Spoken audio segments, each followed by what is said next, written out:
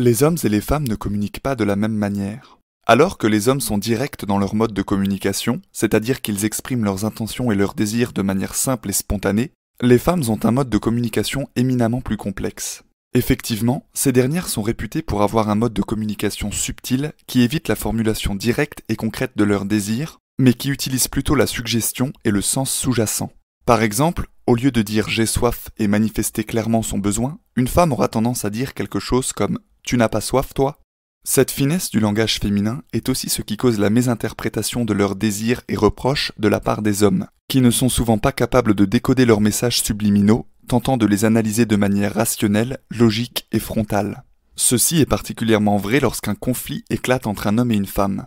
Les hommes n'hésiteront souvent pas à reprocher à une femme ce qu'ils n'ont pas apprécié chez elle. Les femmes, elles, évitant la confrontation directe dans leur argumentaire, vont tenter de faire passer le message de manière détournée. Par exemple, un homme pourrait reprocher à une femme de n'être pas assez présente le week-end en lui faisant remarquer « Tu n'es jamais là le week-end ». La femme, elle, aurait tendance à lui dire « Tu es toujours avec tes amis le week-end ». L'homme aurait alors tendance à répondre « Qu'as-tu contre mes amis ?» en s'énervant. Mais il y a un effort supplémentaire d'interprétation à fournir pour décoder le message de la femme, puisque le réel reproche n'est pas que son homme voit ses amis. Ça, dans l'absolu, elle s'en moque. Mais plutôt la conséquence que cela engendre. Elle se sent seule le week-end et voudrait le voir plus souvent, car elle doute des sentiments de son homme. Elle aurait ainsi préféré que son homme vienne la prendre dans ses bras et la rassure.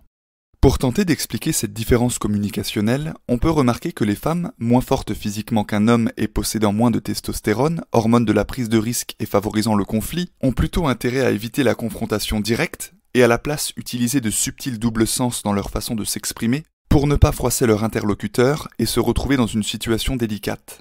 Les femmes maîtrisent l'art de la communication bien mieux que les hommes, et il convient de savoir interpréter leur langage pour ne pas créer de situations problématiques. L'homme qui sait lire entre les lignes et comprendre les désirs et reproches de sa compagne s'épargnera alors de longues soirées de conflits fatigants et restera attirant et séduisant pour la femme qu'il désire.